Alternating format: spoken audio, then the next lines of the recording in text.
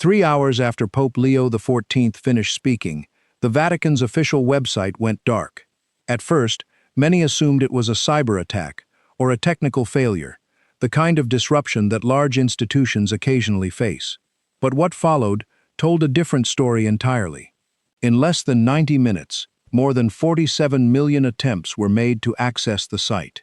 It was not a breakdown of servers. It was a digital surge, a global rush of Catholics trying to read, verify, and understand the words that had just come from Rome. Across the Vatican, phones rang without pause. Yet the true signal was not in the noise of communication, but in the silence spreading through the Curia. Inside the dicastery for the doctrine of the faith, the Secretariat of State, and the long corridors of administrative power, officials sat frozen in front of their screens. No one wanted to be the first to speak. The usual rhythm of the Vatican, careful language, controlled messaging, measured responses, had collapsed into hesitation. Behind a closed door, Cardinal Pietro Parolin sat alone, aware that he had tried to contain what was now unfolding before the world. He had attempted, in his own way, to delay the warning before it reached the faithful, but it was already too late. What Pope Leo XIV had revealed on the morning of June 10, 2026, was never meant to leave the walls of private Vatican rooms, not while a leaked document was already circulating through media channels, not while senior officials were still trying to shape the narrative before the public could form its own understanding, and certainly not while the entire Church was forced to witness a pope choosing exposure over protection. To understand why the Vatican reacted with such paralysis, the timeline must move back 72 hours. On June 7, 2026, Pope Leo XIV sat alone in a private chamber on the third floor of the Apostolic Palace. In front of him lay a 43-page report. Robert Francis Prevost, 71 years old, former Bishop of Chiclayo, and the first American pope in history, was not reading a public document or theological reflection. He was reading something far more disturbing: the internal structure of a financial scandal that had been quietly growing inside the Church for years. The report had been compiled by a special commission he had created in secrecy months earlier, shortly after releasing his encyclical Magnifica Humanitas. On paper, it carried a neutral title: the Pontifical Working Group on Institutional Transparency. Inside the Vatican, however, it was known by a different name: the Prevost Commission. And it was feared for a simple reason. Its instructions were direct: follow the money. Every diocese, every fund, every transaction above 100,000 euros across Vatican-linked accounts over the past decade had been placed under review. Leo had bypassed the usual layers of approval and given the order directly to the Prefecture for the Economy. Resistance came quickly, as it always does when long-established systems feel their control slipping. But Leo did not engage in negotiation. He issued a single instruction: open the books, or I will open them myself. By the evening of June 7th, access had been granted. What emerged was no longer a matter of accounting. It was a moral crisis expressed in numbers. More than 800 million euros had been diverted, misallocated, or simply could not be traced across Vatican-linked financial channels. The pattern was not a single theft or isolated corruption. It was a system of movement: money flowing through foundations, charitable accounts, investment structures, legal expenses, and administrative gaps designed to blur responsibility until nothing appeared clearly wrong on the surface. Funds intended for disaster relief in sub-Saharan Africa had been redirected into real estate investments in London. Donations collected through Peter's Pence, the global offering given directly to the Pope, had been placed into speculative financial instruments that suffered heavy losses. Seminary funds, originally meant for education and formation, had been quietly redirected to cover legal settlements that were never made public. Behind these transactions stood intermediaries, shell companies, and long-standing officials who had operated with near-total protection for years. The system did not hide corruption through secrecy alone. It hid it through complexity. Then came a section of the report that carried a different weight entirely. A Vatican-linked foundation had raised more than 60 million euros for schools and hospitals in South America. Public announcements had been made. Donors had been thanked. Projects had been described in the language of mercy and hope, but none of it had been built. No schools opened. No hospitals received equipment. No communities were served. Instead, the funds were transferred into a Luxembourg-based holding structure and gradually used to purchase luxury properties in Milan and Geneva. Over time, directors of the foundation received consultancy payments totaling nearly €3 million. The report stated it plainly. Not a single child in South America had benefited. That line did not just sit in the report. It landed heavily on Leo's conscience.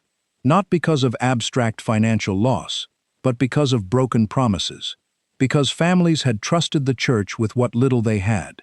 Because those promises had carried the authority of faith itself. Leo set the report down, removed his glasses, and pressed his fingers against his brow. It was a familiar gesture from his past life as a mathematics student, when numbers stopped being theoretical and became unsolvable in human terms. That night, at 9:47 p.m., he called Archbishop Edgar Peña Parra, the substitute for General Affairs, effectively the Vatican's chief internal administrator. Peña Parra understood immediately that this was not routine communication. It was a turning point. Leo did not ease into explanation. He stated his intention clearly. He would address the report publicly before the end of the week. The decision carried immediate consequences. A public address meant there would be no containment, no internal framing, no controlled interpretation within restricted circles. The message would go directly to the faithful. There was a pause on the line. Peña Parra responded carefully, suggesting timing concerns and the possibility of a more private approach. Leo interrupted him mid-sentence, not with anger, but with finality. He was not asking for permission. He was giving instructions. Prepare the address. The call ended, but the decision had already begun reshaping the Vatican.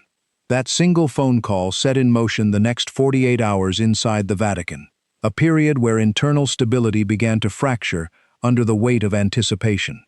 What started as a financial investigation quickly transformed into something far more dangerous for the institution. A direct confrontation between the papacy and the Church's instinct for self-preservation. By the morning of June 8th, word had already spread through the upper levels of the Curia that the Pope was preparing a public address. Not a private letter, not a controlled encyclical, not a carefully distributed statement sent through episcopal channels, but a direct communication to the faithful. The subject was no longer a secret either. Financial misconduct inside the Church itself would be addressed openly. The reaction was immediate and unsettled. Within the Vatican, timing is never just timing. It is control, and control was beginning to slip. At 7:15 a.m., Cardinal Pietro Parolin convened an emergency meeting inside the Secretariat of State.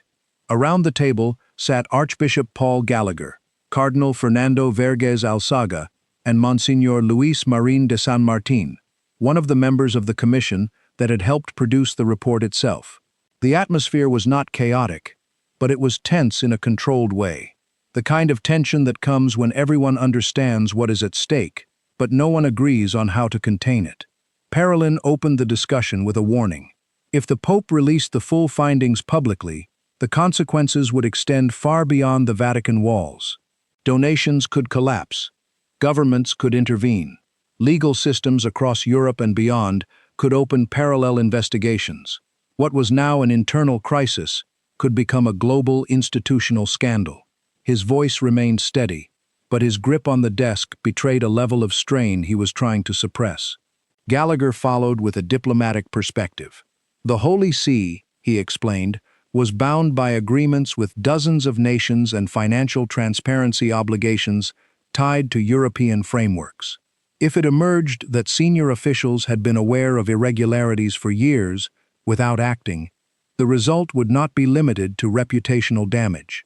It could trigger asset freezes, legal action, and coordinated investigations across multiple jurisdictions. The room understood the implication clearly. This was no longer a theological issue or an internal reform discussion. It had become a geopolitical risk. Monsignor Marín then interrupted, calmly but firmly. The commission itself, he argued, existed for precisely this moment. Its purpose was exposure and correction, not containment. That statement shifted the tone of the room instantly. Cardinal Vergés Alzaga pushed back. The commission, he insisted, was meant to remain internal, to guide reform quietly, not to trigger a public confrontation. Marín did not retreat. He replied that the Pope himself defined the purpose of the commission, and the Pope had chosen transparency from the beginning. For a moment, the room fell into silence. Not disagreement, but recognition. Everyone present understood the same truth. The authority to speak did not belong to them. The discussion shifted from prevention to persuasion. Parolin attempted a softer approach.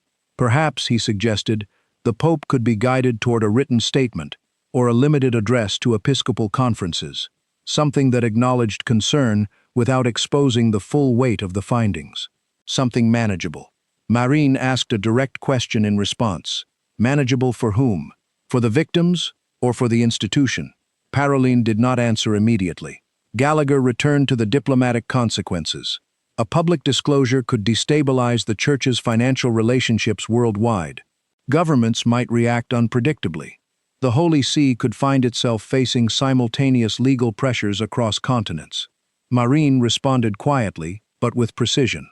If that were true, then perhaps those investigations would uncover what should have been addressed long ago within the Church itself. The shift in tone was subtle but irreversible.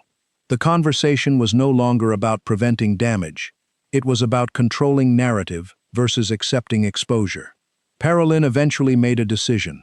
He framed it not as opposition to the Pope, but as institutional responsibility.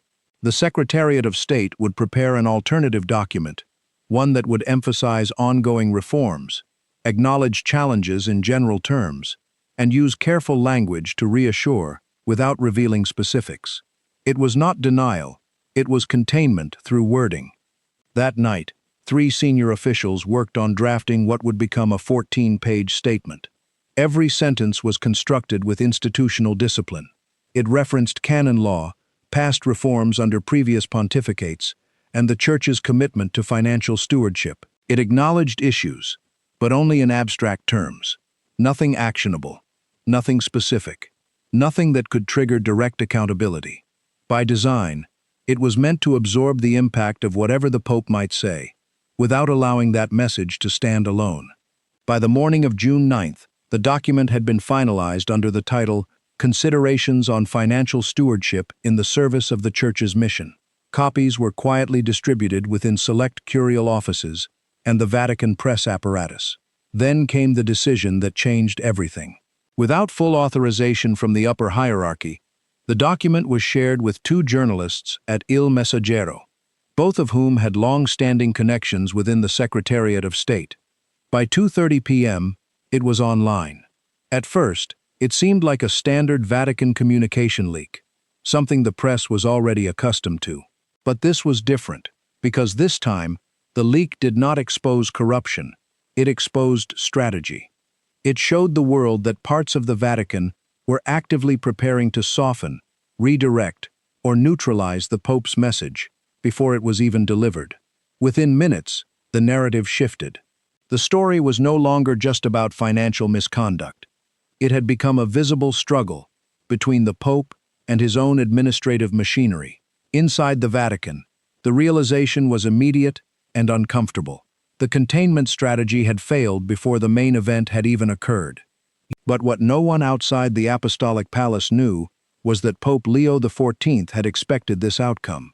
He understood the Vatican system well enough to anticipate that resistance would not always take the form of direct opposition. Sometimes it would take the form of preemptive interpretation, softening truth before it could be fully spoken. And now, with the leaked document circulating globally, the stage was no longer under control. It was already shifting toward confrontation. By the evening of June 9th, the leaked document was moving faster than anyone inside the Secretariat of State could fully contain. Newsrooms across Europe and beyond were already treating it as the central story. Vatican correspondents began framing it as evidence of internal division, while commentators on global news channels suggested that the new Pope might already be facing resistance from within his own administration. But inside the Apostolic Palace, the reaction was very different. There was no rush to respond publicly, no effort to correct the narrative in real time. Instead, Pope Leo XIV was focused on something else entirely, finalizing the words he would soon deliver. In his private study, he sat alone at a desk, with the 43-page report open beside him. The leaked document circulated through media channels, but it did not distract him. If anything, it sharpened his focus. He was not revising a speech for tone or diplomacy. He was rebuilding it from the ground up, line by line, until every sentence reflected exactly what he intended to say. No advisors were present. No speechwriters shaped the language. No diplomatic filters softened the meaning. It was only the Pope, a pen, and a report that documented years of financial decisions affecting millions of people who had trusted the Church. At one point, Father Marco Delgado, a young Augustinian priest who had previously worked with him in Peru, entered quietly with a cup of tea. The room was silent, except for the movement of paper. Leo thanked him without looking up at first, then asked a question that seemed simple but carried weight. Did he remember Sister Catalina in Chulucanas? Delgado paused. He did. The Pope continued. Sister Catalina had run a small clinic in the rural highlands. Years ago, she had written asking for basic medical supplies, antibiotics, antiparasitics, simple treatments that cost very little in Europe, but meant survival in remote communities. Leo had followed the proper procedures at the time, submitting requests through official channels, trusting that the system would respond. But the response never came. The funds were never released. The clinic eventually closed. Delgado listened quietly, already understanding that this was not a nostalgic memory. It was the point where policy became consequence. Leo finally looked up from the report and said he now knew where the money had gone. There was nothing emotional in the tone, only certainty. Delgado left the room without further conversation, aware that what was unfolding was not administrative. It was moral, and it was irreversible. Outside the papal apartments, the Vatican continued to operate as if it could still manage the situation. Meetings were scheduled. Statements were drafted. Conversations continued in corridors, where people tried to sound calm while measuring the risk of what was coming. But inside the Pope's study, the direction had already been decided. Late that night, around 11:30 p.m., Pope Leo set down his pen. The final version of the address was complete. He did not announce this to anyone immediately. Instead, he remained seated for a moment in silence, as if confirming to himself that nothing essential had been left unsaid. According to a source close to the papal household, he spoke softly, not as part of a formal statement, but almost to himself. They wanted him quiet, he said. That was exactly why he could not be. By that point, the leaked document had already done what internal critics had intended. It had not stopped the address. It had prepared the world to interpret it through the lens of institutional conflict, but it had also unintentionally removed any possibility of retreat. Now, any step back would look like surrender. Any hesitation would look like compromise, and any silence would look like confirmation. The next morning, June 10th, arrived under a heavy Roman heat that made the city feel older than usual, as if even time itself was waiting. Around St. Peter's Square, people began gathering earlier than expected. They did not move like tourists. There was no casual movement, no scattered curiosity. Instead, there was anticipation mixed with uncertainty. Groups from nearby parishes arrived first. Clergy followed. Students from pontifical universities stood in small clusters, checking their phones repeatedly as updates circulated without clarity. By 6 a.m., the area near the Paul VI audience hall was already filling. The Vatican press office had confirmed that the Pope would speak at 10 o'clock, but it offered no details about the content. That absence of information became its own signal. When the institution stays silent about specifics, people assume the message will not be ordinary. Inside the Apostolic Palace, the final hours before the address were marked by controlled urgency. Everything was moving according to schedule, yet nothing felt routine. At 7 a.m., Cardinal Pietro Parolin made one last attempt to intervene. He went directly to the papal apartments, but was stopped by the Swiss guard. The Pope, he was told, was in morning prayer and could not be disturbed. Parolin waited. After 40 minutes, Leo emerged. They began walking together through the corridors of the palace. The conversation was not raised in tone, but it was direct. Parolin raised concerns about the leaked document, suggesting that it changed the context of the upcoming address and could destabilize the situation further. Leo interrupted him calmly and referred to the document as his own investigation. There was no emotion in the correction, only clarity. Parolin attempted again, explaining that the purpose of the internal draft had been to provide balance, to ensure that the faithful were not exposed to raw information without institutional framing. The Pope stopped walking. He turned and responded, not as an administrator, but as someone speaking from lived experience. He described the people he had met in Peru, families who had given what little they had to the church, believing it would serve something greater than themselves. He said those people were not theoretical examples. They were real, and their trust was not something that could be balanced against institutional comfort. The conversation ended there. Parolin did not continue. The decision had already been made. The address would proceed exactly as planned. By 8:30 a.m., any remaining illusion that the situation could still be contained had begun to dissolve inside the Vatican. The leaked document was now being analyzed line by journalists, analysts, and even external financial experts who were trying to decode what it meant for the wider institution.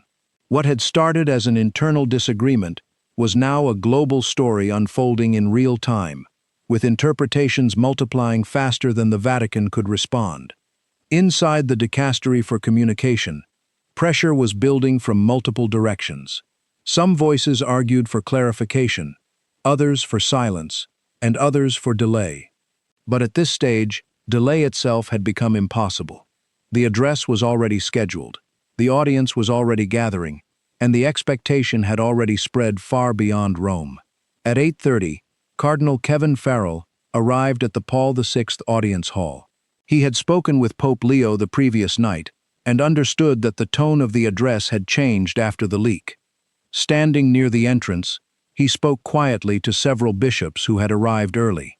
He did not offer details.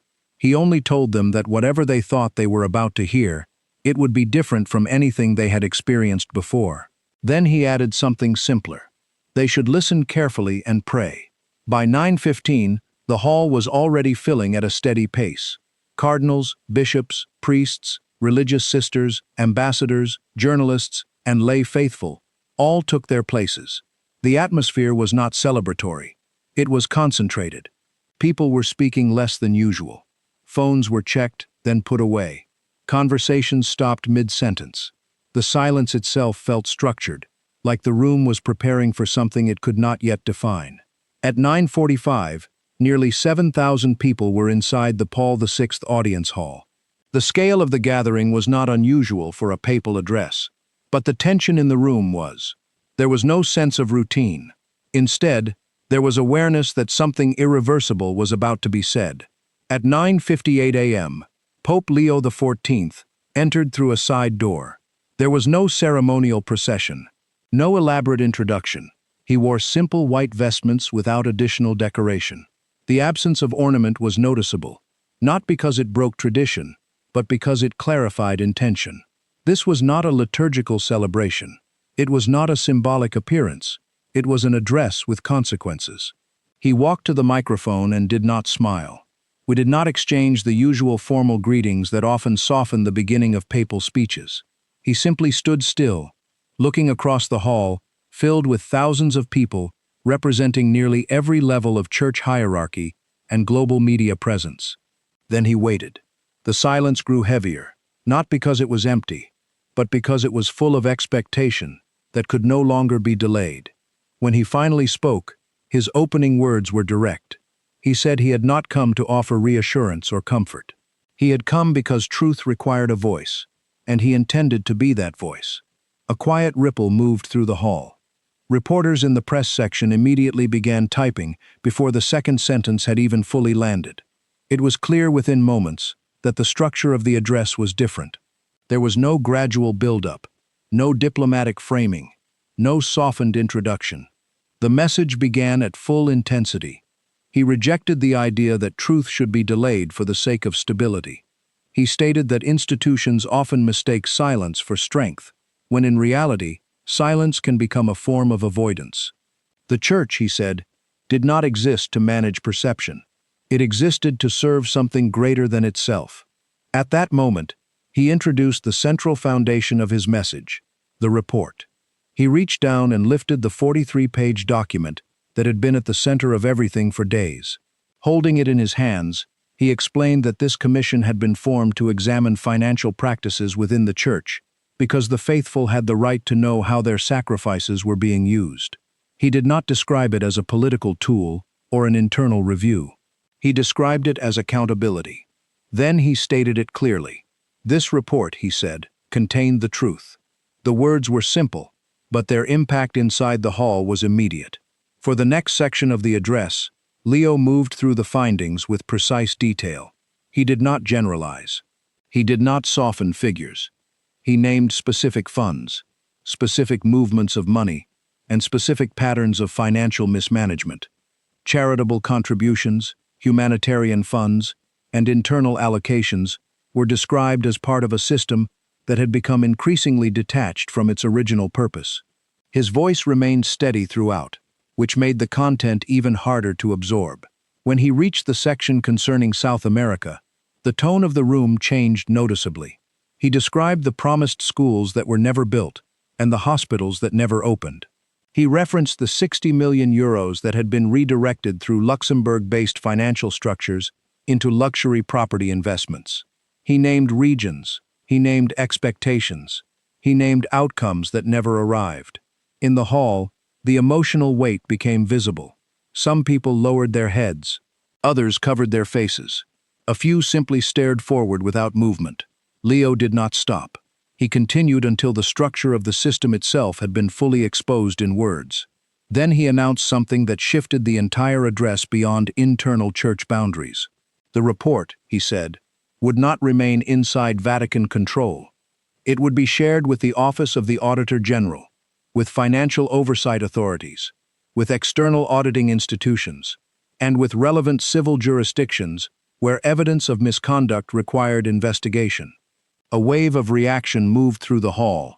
This was no longer internal reform, it was external accountability. The Vatican, in that moment, was being opened to outside examination by its own leader. Then his voice lowered.